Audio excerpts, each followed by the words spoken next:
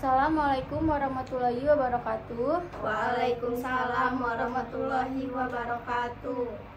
Baiklah, perkenalkan saya Saswani Taira Isma dari kelas Perbankan Syariah semester 4B reguler pagi. Sebelumnya saya berterima kasih kepada audien yang sudah mau membantu memenuhi tugas akhir dari mata kuliah Tafsir Ahkam Shaha.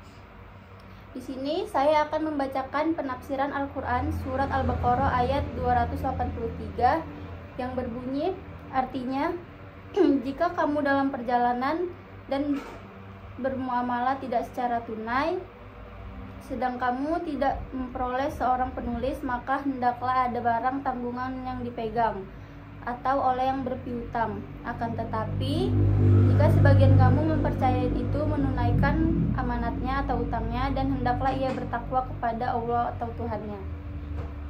Ayat ini menjadi dalil atas bolehnya menggadai. Ayat ini juga menunaikan adanya gadaian itu ketika dalam perjalanan atau ketika tidak terdapat juru tulis yang akan menuliskannya. Jumhur ulama mengatakan bahwa perjalanan dan tidak adanya orang yang akan menuliskan itu tidaklah menjadi syarat bagi sahnya gadaian, karena dalam sahihannya Rasulullah SAW sendiri pernah menggadai baju besinya kepada orang Yahudi di Madinah. Kebalikan dari pendapat ini ialah pendapat Mujahid yang berkata, makruh melakukan gadaian kecuali dalam perjalanan, karena dia berpegang pada ayat ini. Gadai yang diterimakan menurut Jamhur ialah barang gadaian itu hendaklah diterimakan atau diserahkan kepada orang yang menerima gadai. Dan Malik berpendapat sah gadaian itu diserahkan kepada orang yang menerima gadai. Syafi'i juga berpendapat barang gadaian di tangan orang yang menerima gadai adalah sebagai amanat yang mesti dipertanggungjawabkan. Maka dia bertanggung jawab atas barang yang disimpannya itu dari hilang atau binasa, kecuali oleh karena keteledorannya sendiri, maka kehilangan barang itu tidak menghapus hutang. Abu Hanifah berpendapat bahwa gadaian yang diserahkan itu bukanlah sebagai amanat kepadanya, maka jika hilang atau binasa tidaklah habis hutang orang yang menggadai. Dan apabila sebagian kamu menyerahkan amanat kepada sebagian atau yang lainnya, maka hendaklah orang yang menerima amanat itu menunaikan amanatnya. Dalam tafsir Al-Hakam ada tersebut keterangan Abu Bakar seperti berikut. Kalimat yang berbunyi, dan apabila sebagian kamu menyerahkan amanat kepada sebagian atau yang lain, dengan kalimat yang gadaikan yang diterimakan, maka dengan ini terangkanlah bahwa barang anggunan yang diterimakan itu bukanlah sebagai satu amanat kepadanya, dan berbeda antara amanat dengan barang anggunan. Sebab menurut peraman sastra Arab, dua benda yang sama tidak dapat disambungkan antara satu dengan yang lain. Jelaslah bahwa anggunan itu bukanlah amanat, dan jika bukan amanat, tentulah ia bertanggung jawab kepada barang anggunan itu.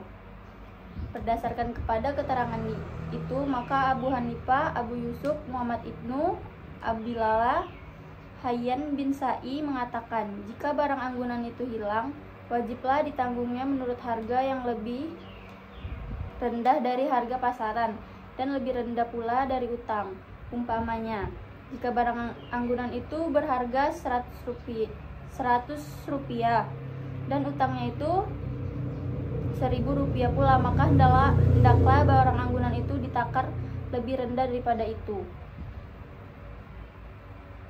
Dan Sagapi juga meriwayatkan dari Umran Al-Bati, jika anggunan itu terdiri dari emas, perak, maka orang yang menggadai itu wajib bertanggung jawab atasnya.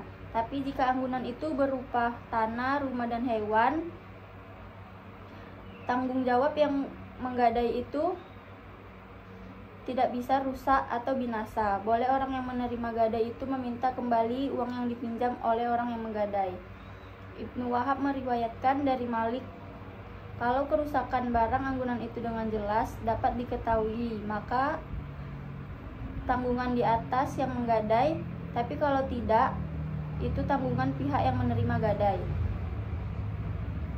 Adapun tujuan Syafi'i menyebutkan bahwa barang anggunan itu sebagai amanat dan tidak menjadi tanggungan pihak yang menerima gadai ialah Nabi Muhammad SAW, yaitu barang gadaian itu tidak menutup orang yang menggadainya, keuntungannya buat dia dan kerugiannya atas tanggungannya pula.